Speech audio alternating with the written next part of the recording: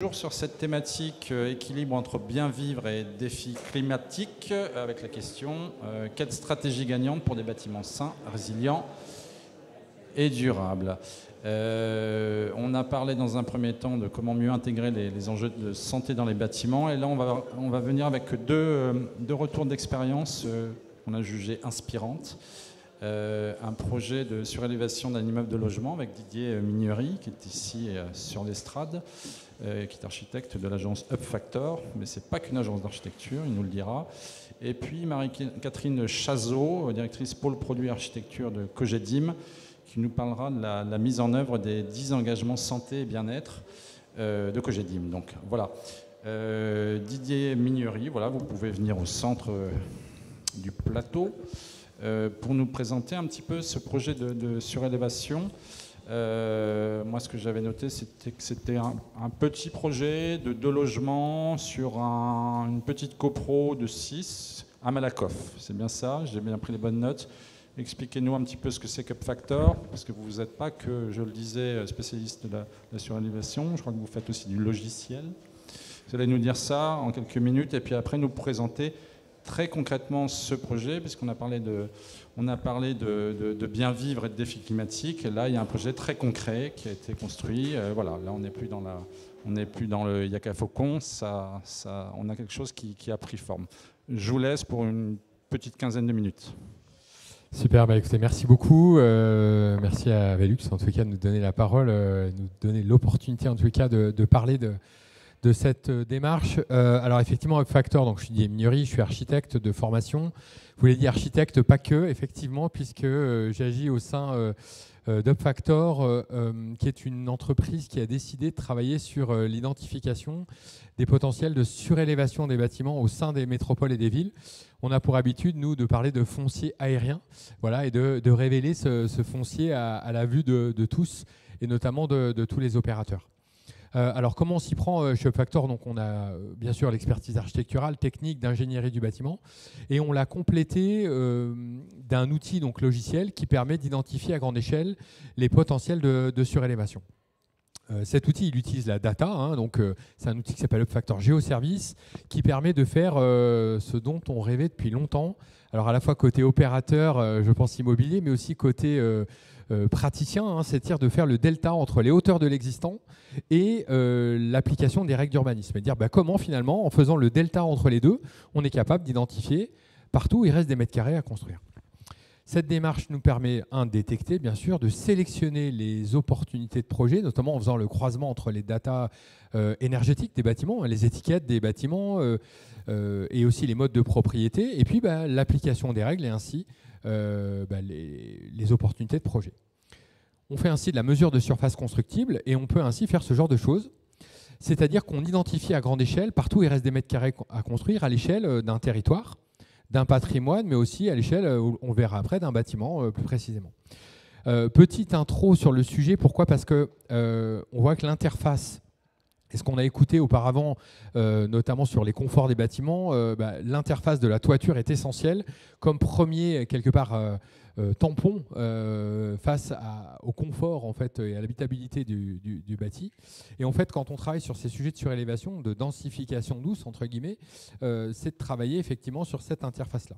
Alors, la métropole de Nice, par exemple, nous a fait confiance. On a fait une analyse à grande échelle de tous les potentiels et on a identifié ainsi beaucoup d'opportunités de surélévation de bâtiments qui touchent à la fois des bâtiments publics, des bâtiments donc en pleine propriété chez les bailleurs sociaux, mais aussi des copropriétés, comme le petit bâtiment de Malakoff dont je vais vous parler un tout petit peu après. Alors, raté, je me suis trompé, voilà.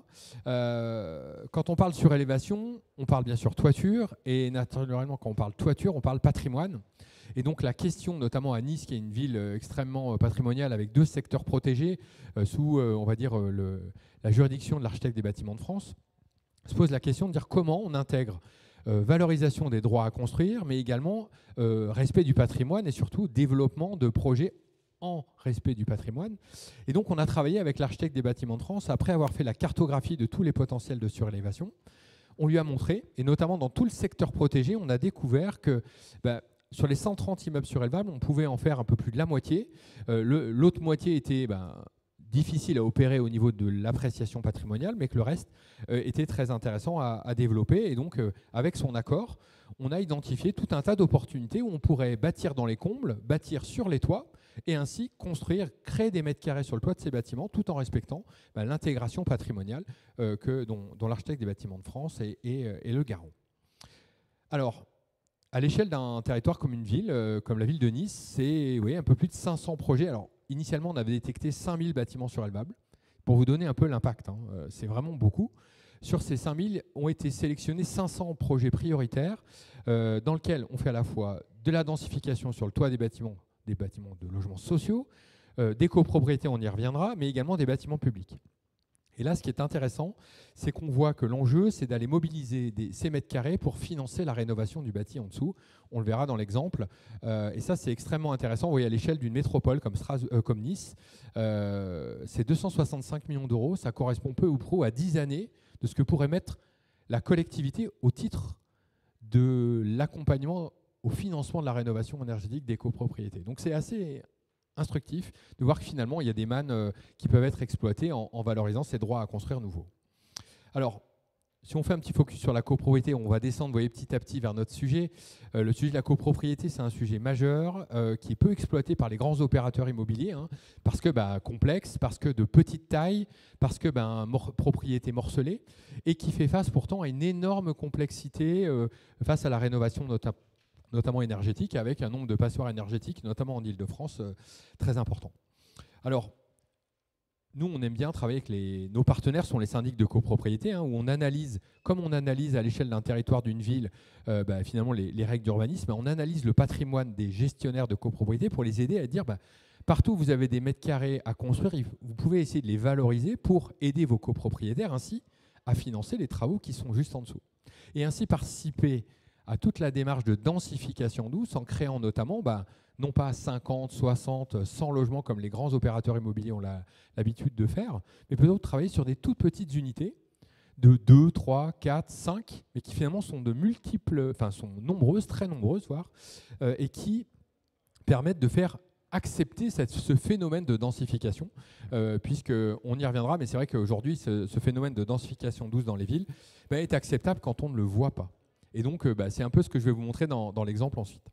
Donc, chez UpFactor et UpFactor Architecture, qui est le bureau d'architecture de UpFactor, on a aujourd'hui réalisé environ un peu plus d'une dizaine d'opérations depuis 2017, spécifiquement sur ce sujet de la surélévation, et où on vient valoriser à chaque fois des mètres carrés sur le toit des bâtiments en finançant la partie rénovation en dessous. Alors, le sujet Malakoff, donc c'est une demande assez intéressante puisque ce sont des copropriétaires qui ont un tout petit lot dans l'immeuble, qui ont acquis pour s'agrandir, entre guillemets, les combles initialement du bâtiment. Et ils nous posent la question de dire comment on valorise des droits à construire et comment on peut agrandir finalement et créer de combles qui sont un comble inexploité avec une toiture en tuiles, comment on peut en faire 2 logements dont ils aimeraient réserver un pour eux et l'autre vendre pour financer une partie de l'opération. Première chose, on les a accompagnés avec UpFactor en tant qu'assistants à maîtrise d'ouvrage pour essayer d'acheter les droits à construire à la copropriété et ainsi travailler sur ce qu'on appelle le partage de la valeur. Comment, par la configuration et la mise en place d'un projet, on peut réserver une part de droits à construire qui va permettre de financer des travaux. Alors dans l'immeuble, c'est des travaux de ravalement, bien sûr, d'isolation, de ventilation. Voilà, donc tout un tas de travaux qui vont permettre de mieux vivre dans l'immeuble et en tous les cas d'améliorer les conditions de vie des logements existants. Ce qu'on a fait ensuite avec UpFactor Architecture, c'est d'optimiser au niveau du travail du PLU, c'est-à-dire de voir comment on pouvait exploiter au mieux les différents gabarits, ce qui a permis de travailler un peu en maximisant finalement l'enveloppe capable autorisée par les règles d'urbanisme. Et ça donne une forme, vous voyez, assez issue des gabarits, avec on va dire des pans de toiture assez étonnants. Et donc, ça donne une première image comme ça, où on vient poser finalement sur le toit de ce bâtiment une espèce de carapace dans lequel on vient créer 2 logements, donc 2 duplex, qui sont exploités et qui exploitent vraiment l'intégralité des droits à construire, avec du coup cette notion de comble et naturellement de fenêtre de toit, d'où l'échange qu'on a eu très rapidement avec le groupe Velux pour dire aidez-nous, comment on peut faire pour optimiser la bonne conception en amont de ces logements qui vont être très exposés bien sûr au confort d'été notamment et au risque de surchauffe, et dire comment on peut très naturellement accélérer et concevoir les logements de la meilleure des façons. Par chance, on avait des doubles orientations à la fois dans les séjours et on avait cette problématique, c'est que les chambres notamment allaient être positionnées dans les combles et dire comment on peut travailler sur une notion de double orientation dans un comble alors que naturellement on n'a que des fenêtres de toit. Voilà. Donc il y a eu un travail intéressant où on a combiné à la fois on va dire objectif de confort visuel, de luminosité, avec effectivement l'outil de modélisation donc, qui a été mis à notre disposition par le groupe Velux sur comment on va modéliser au mieux l'implantation de ces fenêtres de toit pour donner le meilleur confort et la meilleure luminosité aux différentes pièces. Ce qui nous a permis de confronter notre conception à la réalisation et à la mise en œuvre de ces outils. On a fait ça sur le confort visuel, bien évidemment, et on a fait également ça sur la notion, sur la ventilation naturelle et comment, par cette mise en application, on peut lutter contre la surchauffe, notamment au niveau du confort thermique de l'espace. Et on a pu ainsi corriger par le positionnement de certains Velux, l'ajout de certains ou l'ajout de fenêtres de toit, notamment dans la montée d'escalier, pour optimiser finalement la circulation d'air et ainsi se passer de climatisation. Donc finalement, on a réussi à faire un projet dans lequel on va faire un comble avec on va dire un bardage qui va être notamment une toiture en zinc, donc naturellement des complexités de surchauffe qui pourraient intervenir. Et on a réussi par ce travail préliminaire avec les équipes Velux à optimiser et à positionner finalement les fenêtres de toit au bon endroit, à optimiser les systèmes d'isolation.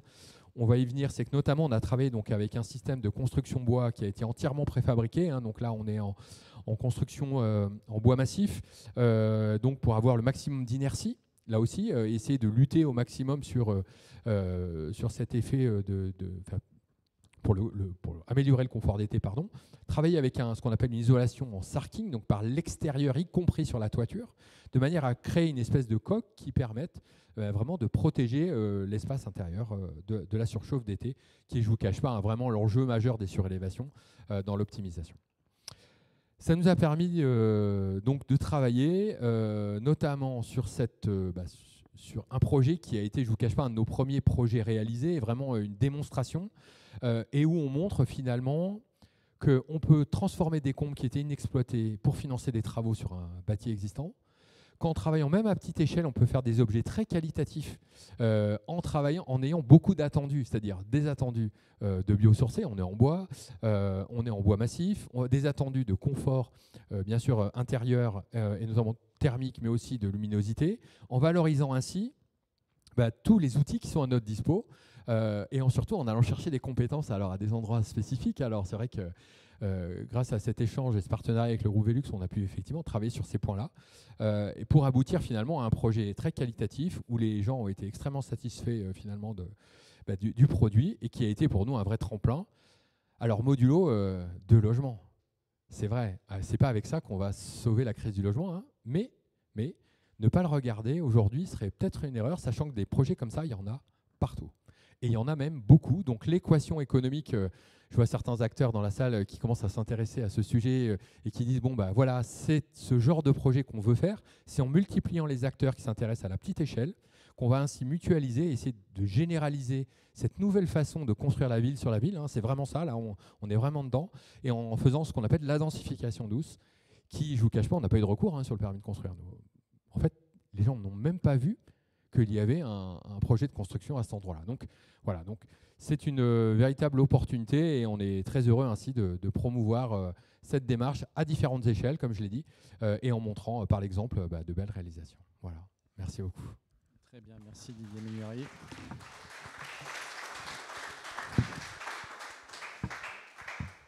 Et je précise aussi que ce cas de surélévation a fait partie de l'échantillon sur les bâtiments sains du BPIE, qu'on a présenté juste avant, que Marie-Angela Fabry a présenté juste avant. Alors, on va passer maintenant à un autre retour d'expérience avec Marie-Catherine Chazot, directrice pôle produit et architecture chez Cogedim. Vous allez nous parler de la mise en œuvre d'engagements santé et bien-être chez vous.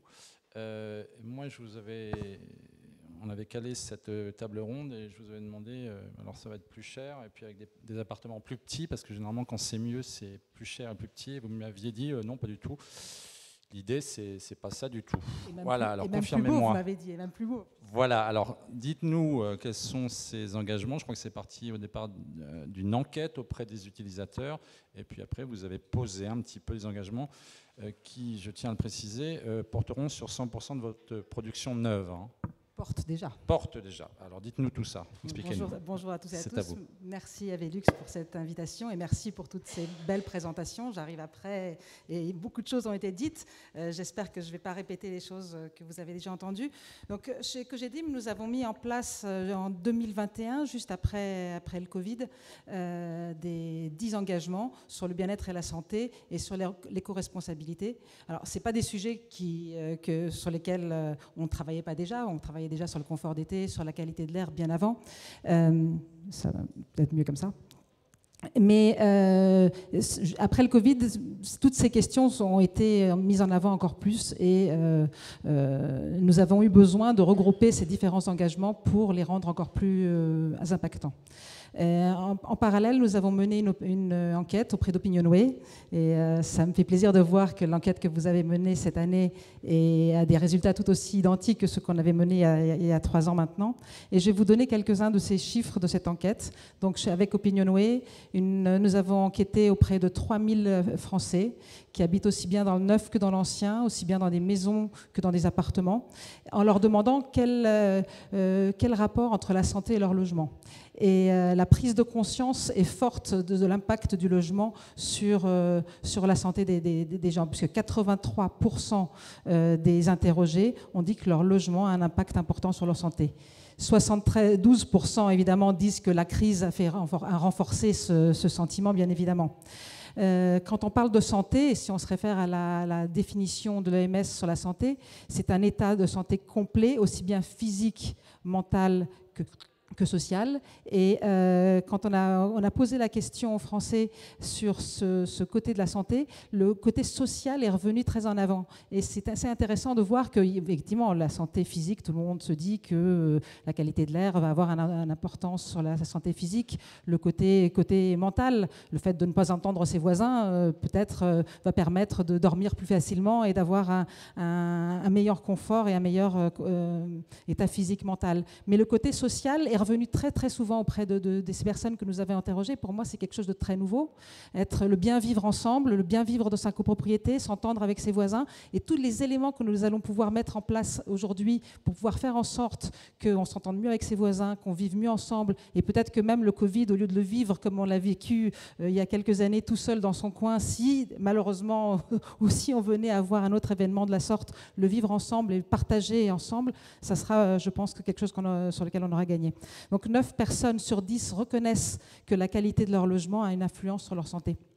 Une autre question qui était pour moi primordiale, c'était est-ce que vous êtes prêt à payer, alors je reviendrai sur votre question après, sur est-ce que ça coûte plus cher, si on a posé la question est-ce que vous êtes prêt à payer plus cher un appartement qui fait du bien à votre santé, et c'était incroyable de voir qu'un Français sur 2 a répondu que oui, alors que lorsqu'on demande est-ce que vous êtes prêt à payer plus cher, en général, personne ne répond oui. Et donc là, le fait qu'un Français sur 2 ait répondu, des 3000 personnes interrogées bien évidemment, ait répondu oui, était pour moi un vrai sujet de dire que voilà, il y avait de l'intérêt au sujet.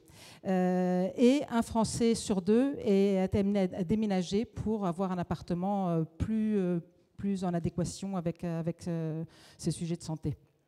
Alors, quand on leur a posé la question sur la définition du bon logement par rapport à la santé, évidemment, la qualité de l'air est arrivée en premier, les espaces extérieurs en second, n'oubliez pas que nous étions juste après le Covid, et les appartements calmes sont venus après, le logement bien isolé thermiquement, le logement propre. Et alors, quand on leur a demandé à l'inverse quels étaient les éléments perturbateurs, quels étaient ceux qui les empêchaient de bien vivre leur logement, le confort d'été, bien évidemment, est arrivé en premier.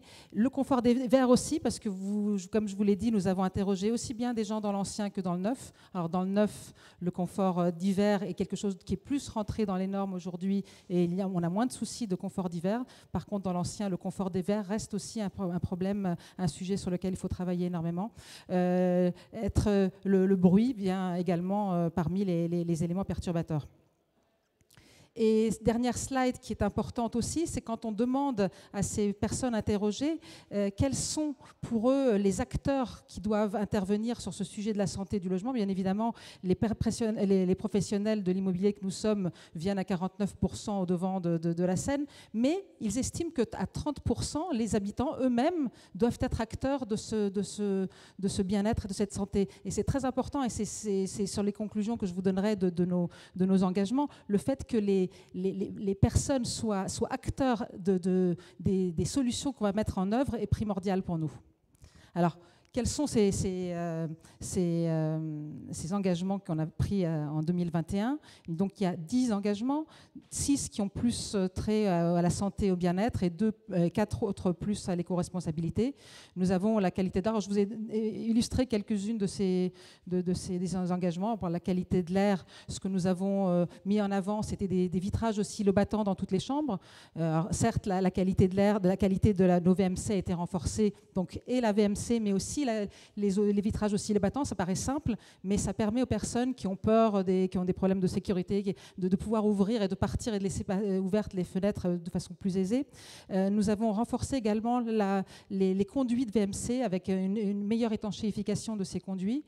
Tous les produits, tous les matériaux de finition intérieure sont bien évidemment labellisés A+, pour éviter les émissions diverses et variées. Nous avons aussi travaillé sur le ménage, quand on parlait tout à l'heure de ménage fait en fin de chantier, avec des partenariats, avec des entreprises de ménage qui utilisent des produits qui ne sont pas émissifs, qui sentent moins bon peut-être, mais qui sont beaucoup plus efficaces pour nettoyer de façon plus saine les appartements. Si je reviens, alors le deuxième, dans l'ordre, peu importe l'ordre, un d'autres engagements, c'était la luminosité et le confort acoustique, avoir plus de lumière dans les appartements, avoir un confort acoustique amélioré. Alors alors je parle d'acoustique au sein même des appartements. L'espace jour-nuit revient pour nous est très important de pouvoir avoir cette double porte entre une chambre et un séjour pour pouvoir permettre aux personnes de mieux vivre leur intérieur. La chape acoustique est quelque chose qu'on pousse à 100% de nos opérations, qui est pour nous très importante.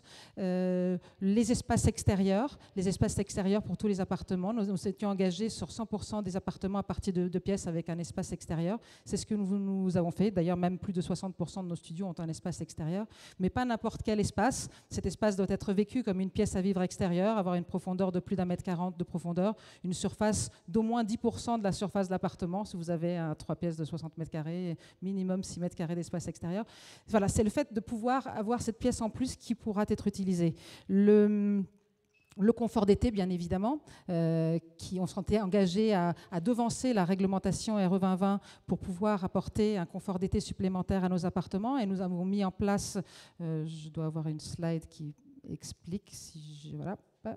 Des solutions passives, parce qu'évidemment le but n'est pas de mettre de la climatisation dans les appartements, mais de proposer des solutions passives que nous avons classées en 7 familles, aussi bien sur la conception, sur le bâti, la structure, la couleur du bâtiment. Ce qu'on explique à nos architectes, c'est concevoir un immeuble aujourd'hui, c'est concevoir un immeuble qui répond à des exigences du confort d'été. Vous allez avoir des façades qui auront des panneaux verticaux occultants, parce qu'elles seront à l'ouest. Vous aurez des façades avec des balcons très saillants, parce que vous serez au sud et que le soleil vient du dessus l'été, et donc vous aurez une meilleure performance. Vous aurez les teintes du bâtiment, la végétalisation qu'on va pouvoir mettre autour, qui va créer des îlots de fraîcheur et qui va permettre de mieux vivre aux alentours des immeubles. Voilà. Toutes ces solutions, on les a classifiées, et surtout, on les explique à nos acquéreurs dans nos brochures, dans nos documents de commercialisation, on les met en avant. Parce que si on n'explique pas à un acquéreur qu'il a des volets roulants et s'il ne les ferme pas le matin quand il part travailler et qu'il va faire 40 degrés dehors, le soir il va rentrer,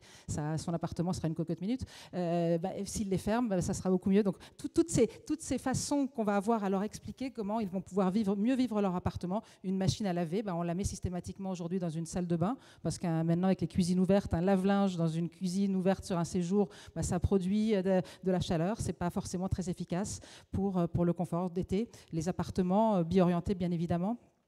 Et voilà, toutes les solutions qu'on a mises en place. Je reviens à mes engagements. Évidemment, le télétravail, c'était juste après le Covid. Maintenant, nous mettons en place un espace approprié pour que les gens puissent télétravailler chez eux. Les locaux vélos adaptés avec chacun. Alors, un local vélo, certes, on est obligé par la réglementation, mais un local vélo qui se situe sur l'axe de sortie de l'immeuble, qui est facilement accessible, où on n'a pas besoin de taper dans les portes pour entrer. Un local vélo avec des accroches spécifiques, avec une station de gonflage, réparation, avec un lavabo pour pouvoir se laver les mains quand on a remis sa chaîne en place. Pour le côté éco-responsable, donc nous avons la qualité de l'eau, plutôt les économies d'eau qu'on va pouvoir mettre en place avec des robinets thermostatiques systématiquement dans tous nos appartements, quel que soit l'appartement. Les robinets, ça c'est les WC à double touche, les robinets mousseurs, tout ça c'est des sujets qui sont déjà en place depuis toujours, mais nous avons aussi mis des revêtements drainants pour les voitures, pour les places de parking extérieures. Nous avons aussi mis des systèmes de récupération des eaux pluviales pour pouvoir arroser les jardins communs. D'ailleurs, pour les jardins communs, toutes nos résidences ont des jardins communs extérieurs et nous faisons travailler systématiquement en amont des écologues pour pouvoir anticiper les problèmes, les sujets du vivant dès les phases conception avec nos architectes et confronter les deux approches. Le fait qu'on soit NF Logement et le dernier, c'était nous souhaitions anticiper à l'époque les réglementations RE 2020 et les stades qui venaient après. Donc quel retour d'expérience? Donc aujourd'hui, 3 ans après, 100% de nos opérations ont pris en compte ces engagements. Alors vous allez me dire, pris individuellement, c'est peut-être pas de grand-chose, mais pour moi, c'est là que réside la force de ces engagements. C'est des petits engagements qui, pris unitairement parlant, n'était pas forcément très, très spectaculaire. On nous a dit, vous avez fait que ça. Mais le fait de pouvoir les déployer, les 10, en même temps sur toutes nos opérations, là, pour nous, c'était vraiment la vraie innovation, la vraie force de cet engagement, et de pouvoir, justement, en deuxième point, le partager avec les personnes qui vont y vivre. Parce que si elles n'appliquent pas tout ce qui a été écrit, si on ne leur explique pas pourquoi tel élément a été mis en place, les robinets, c'est bien beau de mettre des robinets thermostatiques ou limitateurs d'eau, si vous restez 3 heures sous votre douche, ça ne servira à rien. Donc voilà. Donc le fait de pouvoir travailler avec les acquéreurs tout au long du parcours d'acquisition de leur appartement pour leur expliquer ces éléments sont pour moi primordiaux. Alors, qu'est-ce qu'on fait de plus aujourd'hui par rapport à tout ça? Évidemment, on ne s'est pas arrêté là. Et ce qu'on essaye aujourd'hui de faire, c'est revenir aux fondamentaux de notre métier de promoteur immobilier, qui est de proposer un logement au maximum de personnes, un logement abordable, un logement qui correspond à la taille du foyer. La taille des ménages a beaucoup évolué ces dernières années. Je crois qu'on est aujourd'hui à 2 personnes par ménage, alors que il y a quelques années, on était à plus de 3 personnes. Avoir des appartements qui répondent au pouvoir d'achat de nos concitoyens. Et c'est pour ça qu'on a mis en place une solution qui s'appelle Access, qui est une solution réservée aux primo-accédants, qui permet de proposer un appartement donc à des primo-accédants sans apport pendant la construction. Et ils n'auront à payer qu'à partir du moment de la livraison de leur appartement leur mensualité, qui correspondront plus ou moins à celle du loyer qu'ils auraient eu à payer par ailleurs. Parce que le vrai problème dans l'accession de la propriété dans le neuf, c'est effectivement de pouvoir avancer l'argent pendant les travaux. Et le fait de pouvoir justement aider ces primo-accédants à ne rien payer, alors on les accompagne là-dessus pour qu'ils ne payent rien pendant les travaux et qu'ils puissent commencer à payer après. Alors votre question, comment on a réussi à faire tout ça, et est-ce que nos appartements coûtent plus cher? Non, nos appartements ne doivent pas coûter plus cher. Et je pense que les réglementations environnementales nous aident aussi à ça. Parce qu'effectivement, il y a quelques surfaces qui ont été réduites, mais je pousse à dire qu'elles ont été réduites, mais dans le bon sens du terme. Quand on avait à l'époque des 65 mètres carrés, 3 pièces, avec 10 mètres carrés de dégagement, et qu'aujourd'hui, je vous vends un 57 mètres carrés avec 0 dégagement, qu'est-ce qui est mieux? Je ne sais pas. Alors, voilà, donc les dégagements coûtaient cher, et ce n'était pas forcément des mètres carrés utiles. Nous travaillons avec nos architectes à supprimer tous ces mètres carrés qui ne servaient peut-être pas à grand-chose, ou moins, pour proposer des mètres carrés augmentés à nos acquéreurs, avec un usage augmenté qu'ils pourront utiliser au maximum de leur capacité. Alors, ce n'est pas des cages à lapins, c'est des bons appartements, très vivables, et où on va gagner en argent, c'est sur la conception même des immeubles. Et je vous ai mis deux photos d'immeubles que nous construisons, qui sont juste à la fin pour vous montrer que ce ne sont pas des immeubles moches. Vous avez ici un immeuble à Guérande et un autre à Annecy. Pour moi, la nouvelle façon de concevoir aujourd'hui nos immeubles, ce n'est pas des prouesses architecturales. On n'est plus dans l'ère des immeubles qui tiennent sur un pied ou avec des porte-à-faux à non plus finir. Nous sommes dans des immeubles aux formes beaucoup plus sobres, beaucoup plus simples. Vous voyez ici que le corps même du bâtiment est un parallélépipède simple. Alors, ça peut être n'importe quelle autre forme, mais tant qu'elle est simple. Et toute l'ornementation, tout le confort d'été, tout ce qu'on va pouvoir construire va venir autour. J'appelle ça la seconde peau sur laquelle nous allons pouvoir travailler pour créer de l'esthétique. Vous voyez, ces immeubles à Annecy est tout à fait remarquable et très, très inspirant, très beau, avec ses balcons dans tous les sens. On peut passer d'un balcon à l'autre. À Guérande, c'est plus dans l'esprit local, avec du bois en pourtour. Donc nous allons gagner de l'argent avec ces bâtiments aux formes plus simples, aux structures beaucoup plus raisonnées, avec des structures qui plombent sur tous les étages, avec des murs porteurs qui plombent, avec des gaines qui ne sont pas dévoyées, pour pouvoir utiliser l'argent là où on en a besoin, pour faire des appartements à l'usage augmenté pour les appartements et faire des façades les plus belles possibles. Est-ce que j'ai répondu à vos questions? Très bien, très bien. C'est-à-dire, je ne sais pas si j'ai le micro. Oui, c'est bon. C'est-à-dire que vous avez réussi à faire des appartements plus petits, mais avec plus d'espace. Alors, si vous voulez. Alors, plus petit, avec exactement, en fait, les mètres carrés placés au bon endroit, en fait, si vous préférez. C'est ça, mais c'était une blague, c'était pour vous taquiner. Alors, on a peut-être quelques questions. Merci, d'ailleurs, on peut l'applaudir quand même, Marie-Catherine Chazot.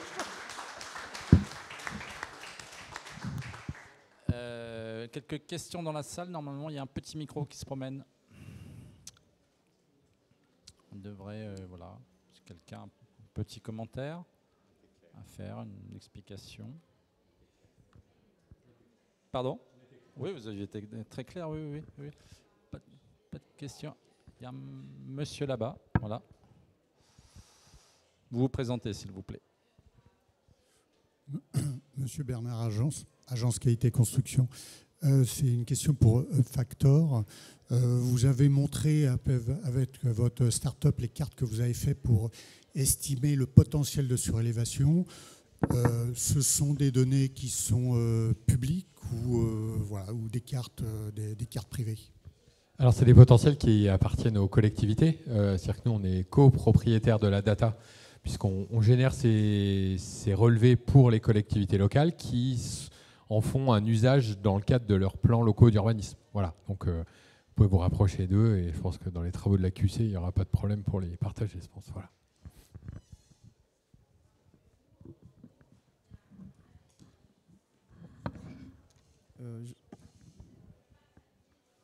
Je voudrais poser une question. Vous présentez, s'il vous plaît? Je suis Jérôme Botti de la société Sifin Build. Alors, je voudrais poser une question à la dame je salue sa présentation.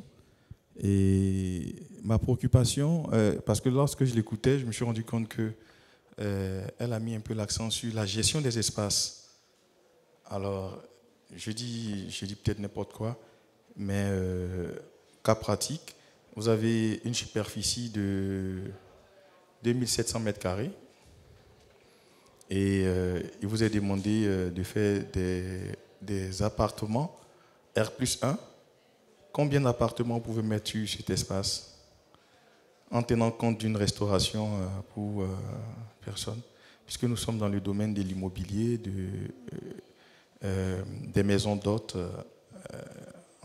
sur les sites balnéaires. Voilà, Marie-Catherine Chazot. Malheureusement, chaque cas est différent. Je ne sais pas répondre comme ça. Vous êtes dans l'existant, je suppose. Donc, vous savez ce que vous m'avez dit? Vous êtes dans l'existant? Non, je dis, vous avez cas pratique, une superficie de 2700 mètres carrés. 2700 mètres carrés. Et en termes de gestion d'espace, il vous est demandé de réaliser 8 appartements plus un restaurant R+1. Comment est-ce que vous faites? Vous avez 2 heures. J'appelle mon voisin qui m'a l'air tout à fait efficace. D'abord, on regarde les réglementations urbanistiques locales. Il y a plein de facteurs qui font que je ne peux pas vous répondre exactement comme ça. On fera au mieux pour maximiser les surfaces, l'usage des appartements et minimiser les espaces à vivre extérieurs.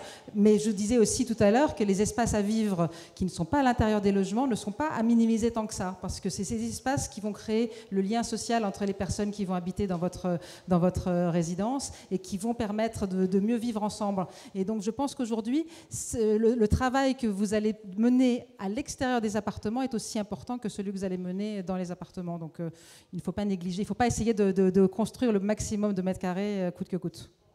C'est la réponse que je peux vous proposer. Merci. Et pour compléter, appelez un architecte. Voilà. Voilà, il y a toujours un architecte en embuscade. Et d'ailleurs, juste un petit point quand même, Marie-Catherine Chazot, vous m'aviez précisé lors de notre discussion avant cette table ronde que dans vos ambitions, il y a aussi de faire des parties communes, non plus des espaces de transition, mais des espaces de convivialité. Alors, ce sont des grands mots, mais c'est vrai que les parties communes sont généralement délaissées. Vous vous dites non, on les réintègre, quoi, la sociabilité des gens, c'est ça. Il y a aussi ça dans votre ambition, je crois. Exactement. Je vous ai pas. Oui. Je ne vous ai pas expliqué ce que je fais exactement. Donc, je suis moi-même architecte de formation et dans l'équipe que j'anime, nous sommes aussi bien des architectes que des architectes d'intérieur.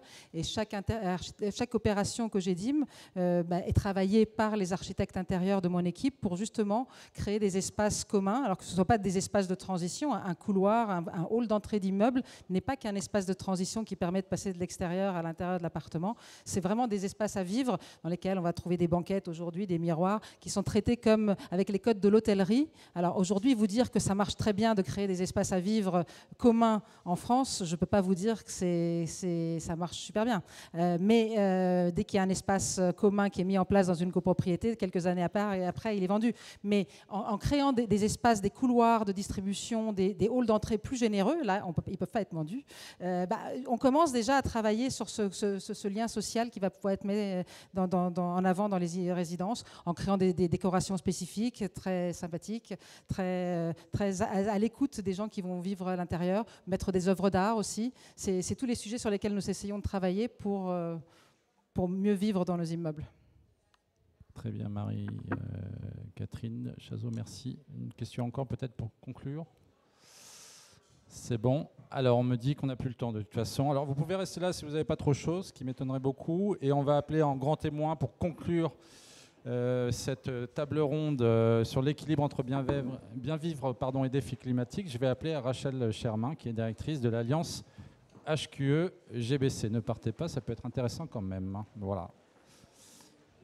Et donc, je vais vous laisser, Rachel Shermain, présenter un petit peu les enjeux et les perspectives d'avenir pour des bâtiments sains, résilients et durables. Et puis, un petit point notamment sur un point d'entrée, on va dire, sur votre présentation, votre conclusion à cette table ronde sur CAP 2030, ce projet qui va un petit peu englober tout ça. Expliquez-nous un petit peu le contexte et puis apporter effectivement votre contribution à ce rendez-vous des assises du logement et de la ville. Voilà. Très bien. Merci déjà à Velux pour leur invitation à cette présentation du baromètre des bâtiments sains 2024 qui était très intéressante et vous verrez qui rejoint pas mal de points l'approche de l'Alliance HQE et nos travaux. Je voulais également excuser notre présidente Marjolaine Meunier-Milfer qui malheureusement ne peut pas être là aujourd'hui, mais j'imagine que vous comprendrez aisément les raisons. Alors, juste, je voulais revenir déjà en introduction de ma conclusion sur le fait que, par rapport à tout ce qui a été dit, en effet, l'environnement bâti a une influence majeure sur l'environnement, mais aussi sur la santé et le bien-être, à la fois physique, mental et social, le confort et la santé de ses occupants. Il est en effet porteur d'une valeur symbolique forte de protection et de refuge face aux agressions extérieures, mais aussi il doit garantir l'équilibre physiologique et psychique de ses occupants. C'est pourquoi il est vraiment important d'avoir une approche du bâtiment qui soit centrée sur l'usager, sur l'occupant. Avoir un bâtiment ayant un impératif positif doit être appréhendé selon une approche globale, transversale et multicritère, comme on l'a dit, qui intègre certes les aspects environnementaux, mais également le contexte socio-économique, sanitaire, climatique des populations. Il est donc important d'associer tous les secteurs, tous les acteurs, dont ceux de la construction et de l'immobilier, à la réflexion et à la mise en œuvre de politiques collectives de santé environnementale. Et l'approche multicritère est vraiment dans l'ADN de l'Alliance HQE-GBC depuis sa création. Donc nous sommes une association reconnue d'utilité publique qui a été créée en 1996, qui compte aujourd'hui une centaine de membres, dont Velux, qui représente l'ensemble de la chaîne de valeur du cadre de vie durable. Et donc nos missions s'articulent autour de 4 grands axes qui sont à la fois l'anticipation par l'innovation et l'expérimentation, et on en parlera tout à l'heure avec CAP 2030 notamment, sur l'accompagnement des acteurs en élaborant des méthodologies, des outils, je vous en présenterai quelques-uns, sur la diffusion des bonnes pratiques et la promotion de la haute qualité environnementale pour le cadre de vie durable auprès du plus grand nombre. Nous sommes également propriétaires de la marque HQE, propriétaires et gestionnaires également de la base des données environnementales et sanitaires du bâtiment, la base IGNES, que vous connaissez très certainement, et membre français du Green Building Council, qui d'ailleurs organise son grand sommet cette semaine à Londres. L'approche multicritère est donc dans l'ADN de l'Alliance HQE-GBC, axée autour de 4 grands piliers indissociables, qui sont la qualité de vie, le respect de l'environnement, la performance économique et le management responsable.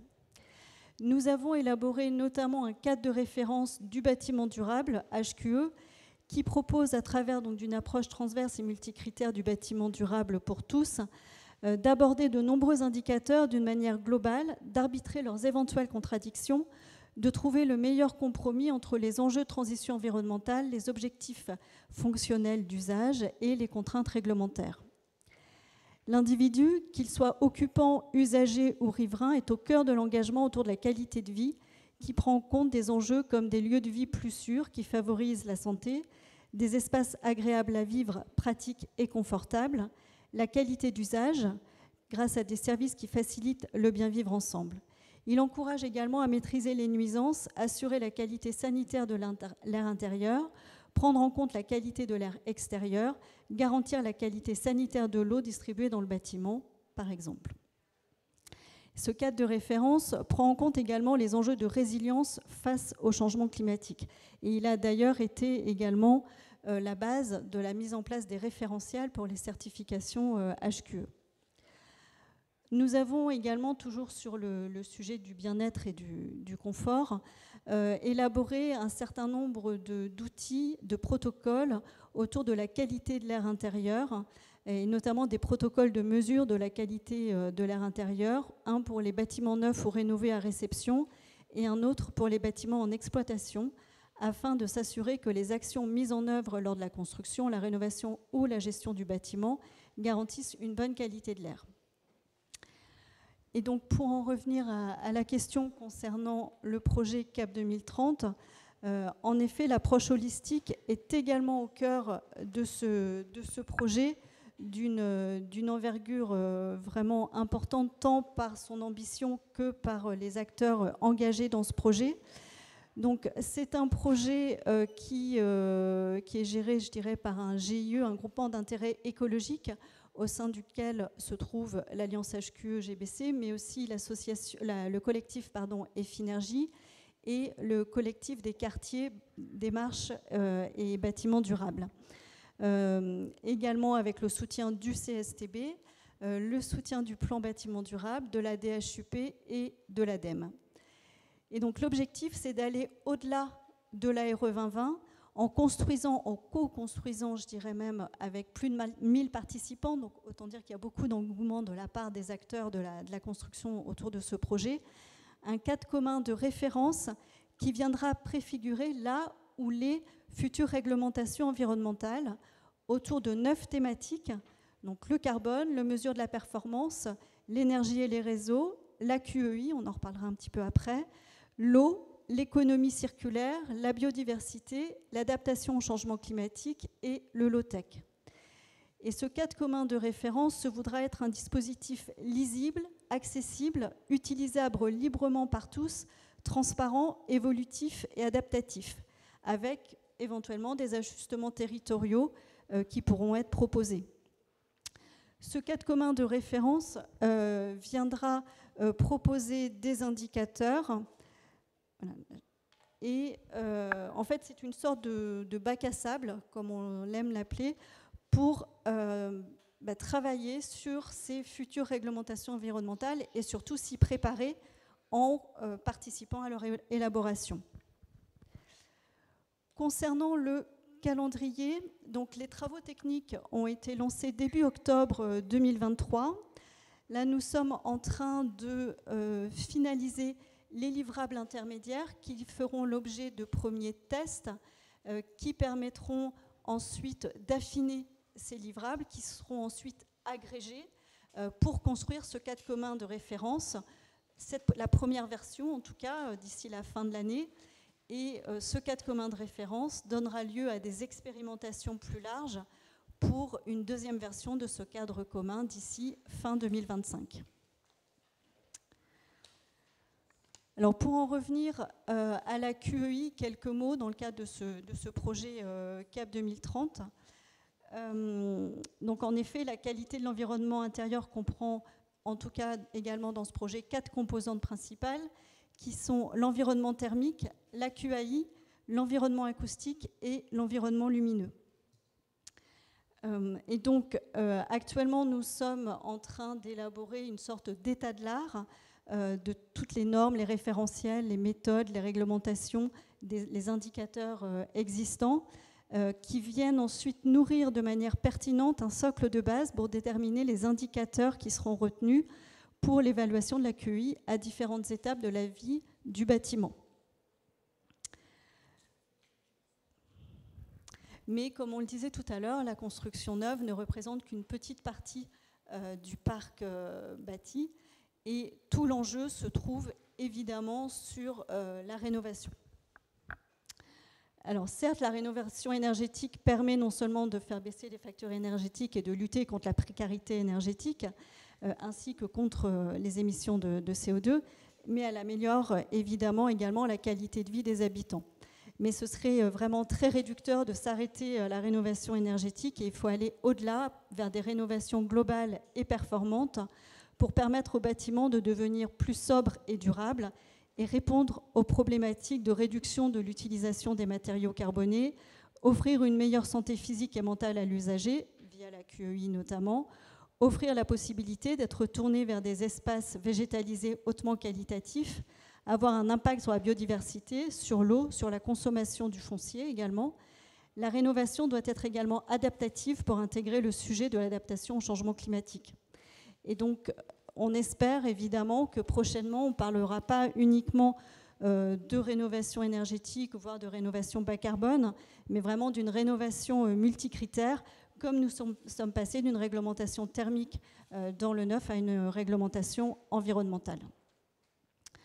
Juste un mot également sur une méthodologie que nous avons élaborée au sein de l'Alliance HQE-GBC justement sur la rénovation bas carbone, qui a été développée en partenariat avec AIA Environnement et avec le soutien de la Fondation Redefco et du World GBC, qui vise à identifier une méthode cohérente pour augmenter la performance des bâtiments existants sur l'ensemble du cycle de vie.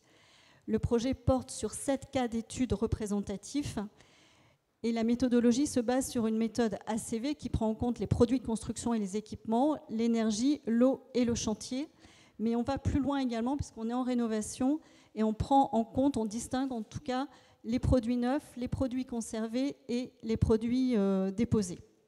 Et donc 2 grands enseignements sont à retenir de notre programme NZC Rénovation. Premièrement, la notion de temps de retour carbone. Il s'agit du moment où les bénéfices de la rénovation compensent l'investissement carbone des PCE neufs et de la consommation énergétique. Et évidemment, l'objectif est de réduire au maximum ce temps de retour carbone. Et le deuxième enseignement consiste en 5 leviers que nous avons identifiés pour atteindre une rénovation bas carbone. Le premier étant la tacticité, à commencer par un diagnostic, préserver l'existant, pas de matériaux inutiles, réinterroger la valeur d'usage du bâtiment. La circularité, avec du réemploi in situ, ex situ, de la déconstruction sélective, de la récupération de ressources. La matérialité, donc la mixité constructive, le bon matériau au bon endroit. La technicité, avec de la conception low-tech, du discernement digital, en gros la bonne technologie au bon endroit. Et l'externalité. Et le levier d'externalité interroge l'opportunité pour toute opération de rénovation de générer des conséquences environnementales positives sur son territoire d'accueil. Cette approche vise à élargir le champ d'études au-delà du périmètre bâti. Elle appelle les logiques urbaines de synergie, de mutualisation avec les avoisinants, d'apport de services contribuant à la réduction des émissions ou encore d'externalités positives sur les milieux naturels ou urbains à proximité. Et cela me permet de faire le lien avec également un point que vous avez abordé qui me semble également très important, c'est qu'il faut aller au-delà également de l'échelle du bâti et de la parcelle et aller sur l'aménagement, sur l'urbain, puisque la situation socio-économique, les conditions de vie, la pollution, les expositions aux nuisances et aux risques climatiques, la qualité de l'environnement urbain, les choix de planification et d'aménagement du territoire sont eux aussi des déterminants majeurs, mais largement sous-estimés, de la santé physique et mentale des populations. Des solutions existent, telles que l'urbanisme favorable à la santé, une démarche porteuse et pleine de sens permettant de conjuguer les enjeux de santé et de transition écologique en activant les leviers de l'aménagement urbain. L'urbanisme favorable à la santé propose des démarches et des solutions innovantes, élaborées et conçues par des aménageurs et les urbanistes, visant à intégrer au mieux les enjeux de santé publique dans les opérations d'aménagement, en tenant compte systématiquement des conséquences de tout projet d'urbanisme et d'aménagement sur la qualité de vie, le bien-être et sur l'environnement, dans une approche systémique. Il s'agit d'encourager des choix qui minimisent l'exposition des populations à des facteurs de risque, tels que la pollution de l'air, les nuisances sonores, l'isolement social, et en maximisant leur exposition à des facteurs de protection, comme la pratique de l'activité physique via les mobilités actives, l'accès aux soins, le renforcement de la végétalisation des espaces publics et des bâtiments et d'autres solutions d'adaptation fondées sur la nature. Le tout dans une optique de réduction des inégalités sociales et territoriales de santé. Les collectivités et les autres acteurs de la fabrique de la ville doivent développer une volonté forte de collaboration multisectorielle afin de proposer des solutions créatives et adaptées au contexte local.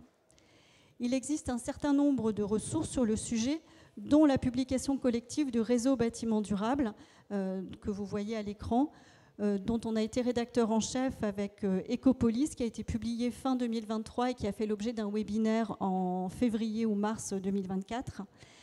Cette publication collective s'adresse aux acteurs de l'aménagement urbain et met en avant les enjeux de l'urbanisme favorable à la santé et les nombreuses ressources, dont des retours d'expérience, à leur disposition pour monter en compétence sur le sujet et mettre ainsi en œuvre des actions concrètes sur les territoires.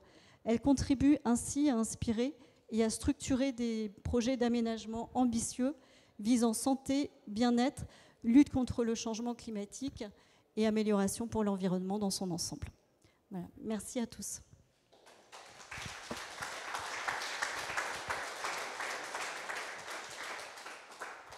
Voilà, merci Rachel Sherman. Donc, je rappelle que vous êtes directrice de l'Alliance HQE GBC. Et voici que se termine donc cette table ronde qui a tenté de répondre à la question: quelle stratégie gagnante pour des bâtiments sains, résilients et durables? Voilà, je remercie tout le monde, tous nos intervenants. Angela Fabry, Catherine Juillard, Virginie Desvignes, Didier Mignery, Marie-Catherine Chazot et Rachel Sherman. Voilà, merci beaucoup, merci à tous.